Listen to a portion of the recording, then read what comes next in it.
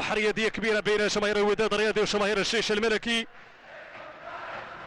في عرس رياضي جدير قلت بالمتابعة في لقاء كلاسيكي مثير بين الوداد والجيش. هذه فرصة الجيش الملكي تسديد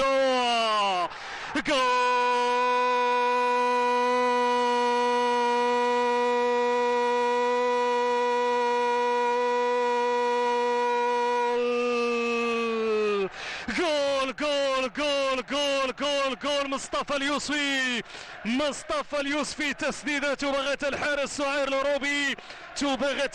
سعير العروبي وتمنح هدف السبق في حدود دقيقة 18 لفريق الجيش الملكي. وقلت بأنه الجيش الملكي عنده رغبة كبيرة في هذه المباراة أنه يلعب مباراة مفتوحة ويبحث على تحقيق الانتصار من فريق الوداد. شفنا كرة أولى من توفيق جرو تردت العارضة، والكرة الثانية تبغت الحارس سعير العروبي وتمكن الجيش الملكي من تسجيل الهدف الأول في هذه المباراة. هدف يخلينا نشوفوا مقابلة مثيرة، هدف يخلينا نشوفوا مباراة جميلة، هدف يخلينا نشوفوا أهداف أخرى ومحاولات أخرى من جانب الفريقين مع من الوداد وكذلك من فريق الجيش الملكي. الأقل أضرار أنه يخرج بالتعادل من هذه المباراة. أنه الوقت المتبقي 5 دقائق هل ستكون كافية للعودة في النتيجة؟ هذه فرصة ودادية، البحث على التمرير العرضي، هذه فرصة في الخطورة. جول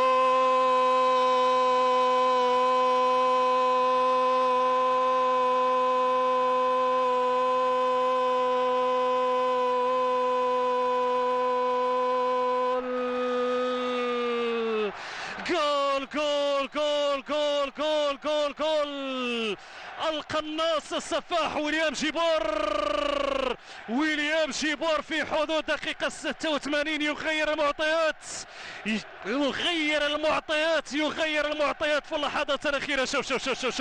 شوف كيفاش لعبها بطريقة جميلة وليد الكرتي، وضربة مقص جانبية على طريقة اللاعبين الكبار من لاعب كبير في خط هجوم فريق الوداد الرياضي. كيفاش لعب الوداد، هذه تدرس حتى في اللمسة. ونشوف ردة فعل الجيش الملكي، سددها مشات بعيدة، حركات المدرجات.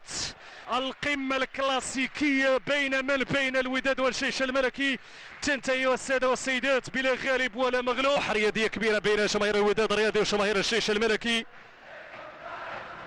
في عرس رياضي جدير قلت بالمتابعة في لقاء كلاسيكي مثير بين الوداد والجيش. هذه فرصة الجيش الملكي تسديد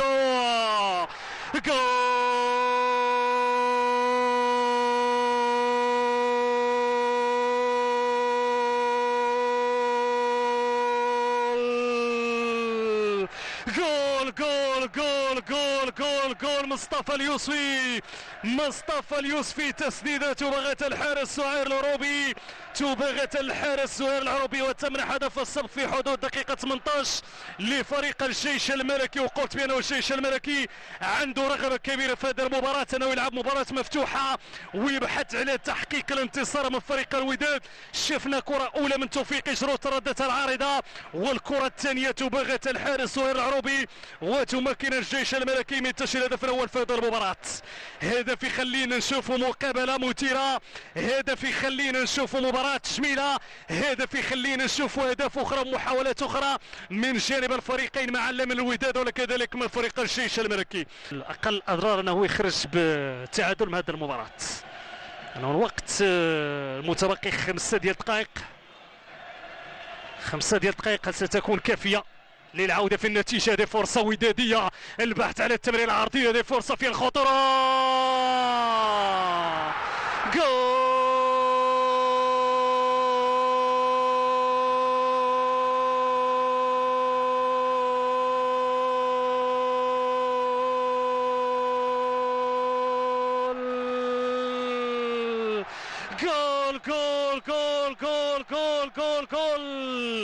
القناص السفاح ويليام ويليام جيبور في حدود دقيقة 86 يغير المعطيات،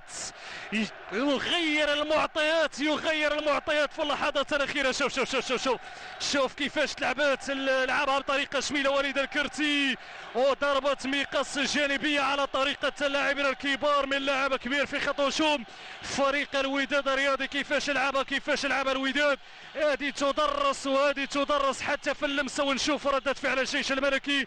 سددها مشات بعيدة، حركات المدرجات القمة الكلاسيكية بين الوداد والجيش الملكي تنتهي السادة والسيدات بلا غالب ولا مغلوب.